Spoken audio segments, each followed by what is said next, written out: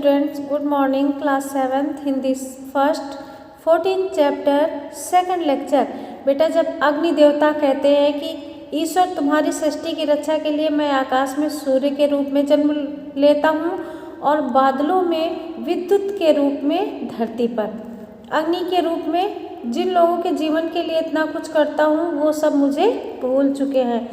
अब ईश्वर की उदासी और भी गहरी होती चली गई तो देवताओं ने परामर्श दिया कि क्यों न धरती से कुछ लोगों को बुलाकर पूछा जाए कि उनके कष्टों के निवारण के लिए उन्हें क्यों हमें स्मरण क्यों नहीं करते हैं। तो तुम लोग ही बताओ कि किस किस को बुलाया जाए। ईश्वर ने कहा। ये सुनते ही सभी देवी देवता विचारमग्न हो गए और कहने लगे कि यदि इस समय राजनीतिक लोगों को बुलाया जाए तो वही बता सकते हैं, क्योंकि राजनीति में रहकर उनको सत्य बोलने का अभ्यास ही नहीं रहा।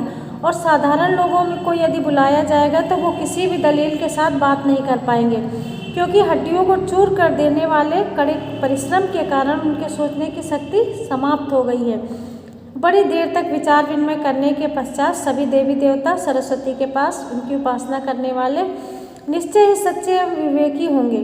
क्यों न धरती से किसी लेखक को बुलाया जाए, संसार के इस रहस्य के बारे में बुलाकर पूछताछ की जाए। अब देवी सरस्वती ने स्वीकृत से सिर हिलाया। वो कहती है, चलो ठीक है, बुलाओ।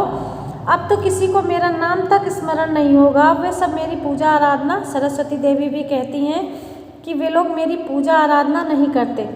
सरस्वती ने कहा कि धरती से किसी को बुलाने का निर्णय तो करना ही था, इसलिए यही निर्णय लिया गया कि किसी लेखक को बुलाकर इस भेद के बारे में जाना जाए।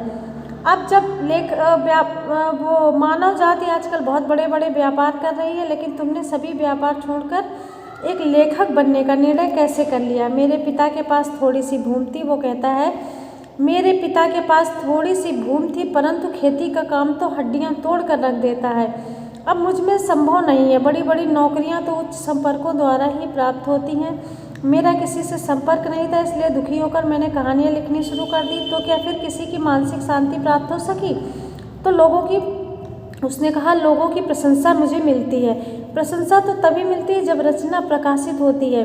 तुम्हारी रचना प्रकाशित नहीं होती। मैं जान नहीं पाया कि संपादक कैसे लेखों की रचना प्रकाशित करते हैं। वे ना तो मेरी रचना न कोई संपादक छापता है न प्रकाशक। अब बेटा, आपका ये लेक्चर फिनिश हुआ। आप लोग अपना होमवर्क नोट कीजिए। ये आपका होमवर्क है। सरस्वती ने किन देवताओं को आमंत्रित क्यों किया? ईश्वर ने सभी देवी देवताओं को आमंत्रित क्यों किया? किस देवता ने पृथ्वी पर अनेक अवतार लिए हैं? भगवान के यहाँ पृथ्वी से किसको बुलाया गया? सरस्वती देवी ने लेखक से क्या कहा? बेटा, ये क्वेश्चन आपको अपनी रफ कॉपी पे लिखना है। आपको रीडिंग लगा के चैप्टर रीडिंग लगाइए और ये क्वेश्चन आपको सॉल्व करने हैं और अपनी रफ कॉपी में करना है। लिखने के साथ साथ आपको लर्न भी करना है। Thank you class.